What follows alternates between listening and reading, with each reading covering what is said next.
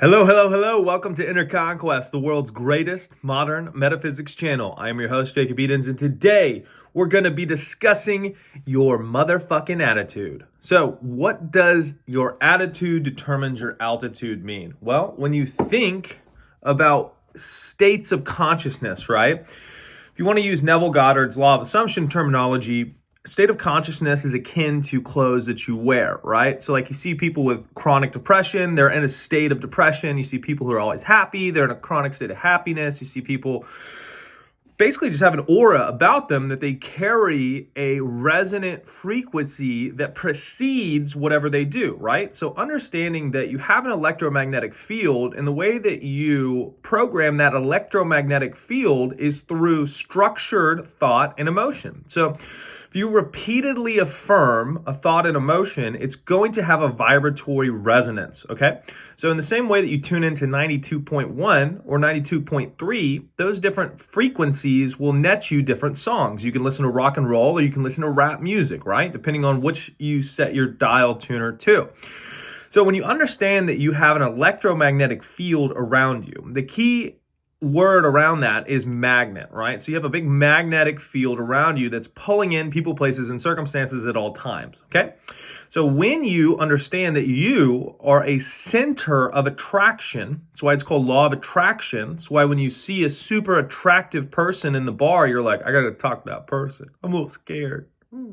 You get sucked into their gravitational orbit. So when people say you're the center of your universe, it's not that you're a narcissist. It's that you have magnetic properties about your energetic field, okay? Good. Because now, if you understand that you have magnetism, you can start to shift your point of magnetism. This is what nobody talks about unless you get into law of attraction, law of assumption, or metaphysics in general, okay? So when you have magnetism, meaning that you are a central point that has a gravitational field that pulls things into it, you can shift that frequency to pull in what you want, okay? That's why these nerds all the time are like, I don't chase, I attract. You attract based off of just who you are, right? That's just how it is. And if you use law of attraction lexicon, you are syncing up and coordinating. That's really what life is a bunch of meetups, right? I didn't think I was going to meet this guy, but now we got a business together. I didn't think I was going to meet the love of my life, but thank God I decided to go out on Friday, right? So you're always syncing up with things all the time. So wouldn't it be nice to have that emission frequency point dialed in to what you want? The way that you do that is through conscious thinking and conscious feeling, okay? So when you think and feel with intent and purpose, you are aligning your thoughts and your emotions to being who you want to be and having what you want to have. It's really as simple as that, right? And that goes into the concept of righteous thought, okay?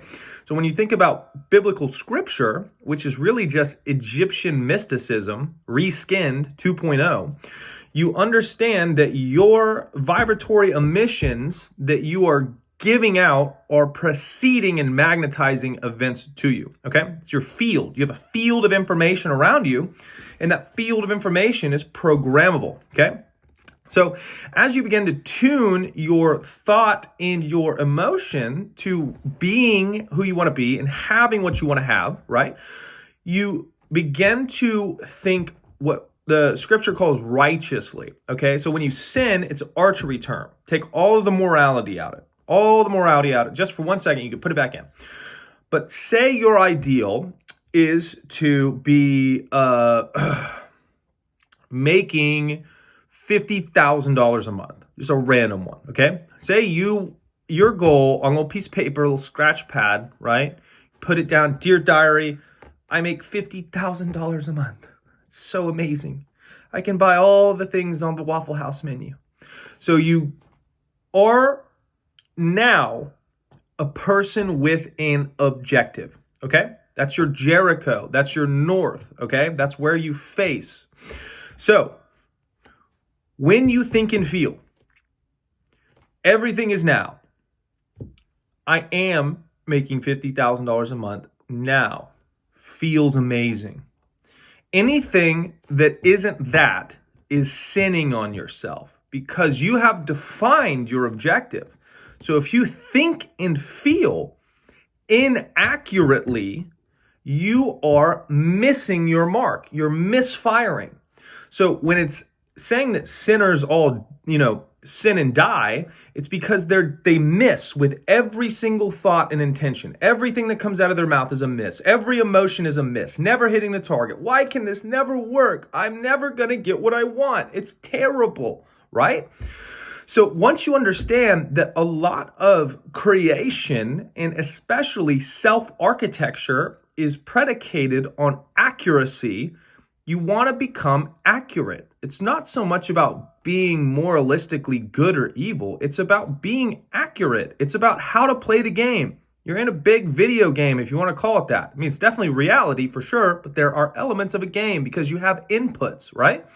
So if you have an objective and it's $50,000 a month, the only base thought that you want to build your attitude around is appreciation that you are that now because of your magnetic resonance, right? So you're going to magnetize people, places, and circumstances no matter what you do.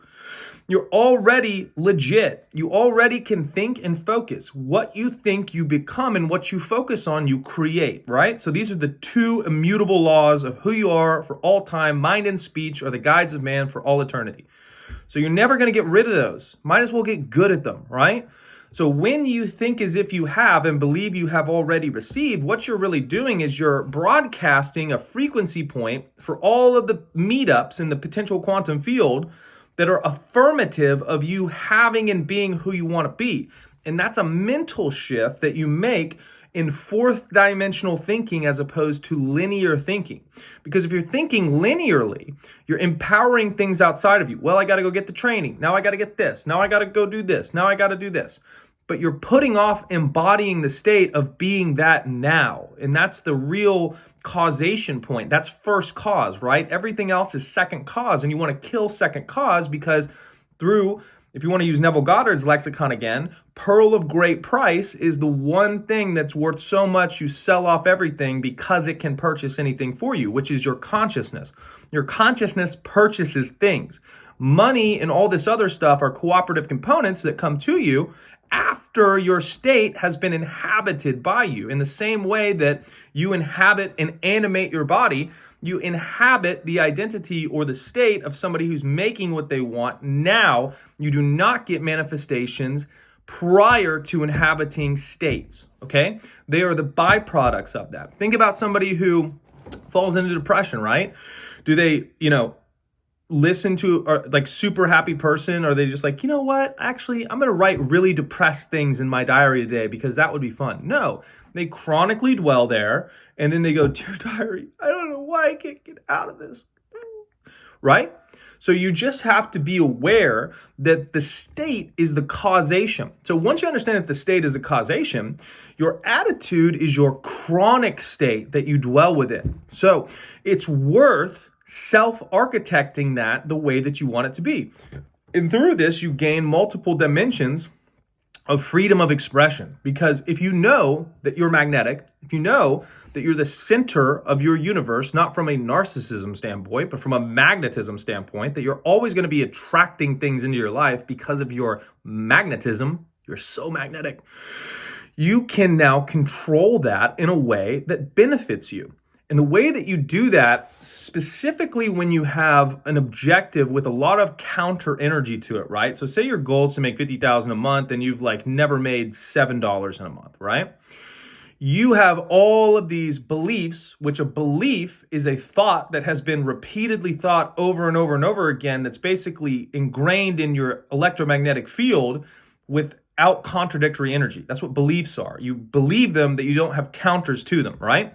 So when you start to re-engineer that field, you will see very clearly where the counter energy is. And a lot of times when people start saying, I'm rich, and then they get the bill, it's because their awareness flares up of what they are not, right? So as you work through that process, you just want to understand that the gold mine is internal. It's not really about getting the result and then being like, it's whatever. No, you're living with yourself chronically. So that energy field, that attitude that you have should be subservient to your desires in the way that you want, because that really determines the quality of your life. Marcus Aurelius, the quality of your thoughts determine the quality of your life. Why is that? High quality thoughts. What is a thought? A thought is a label for a vibration. So if I go,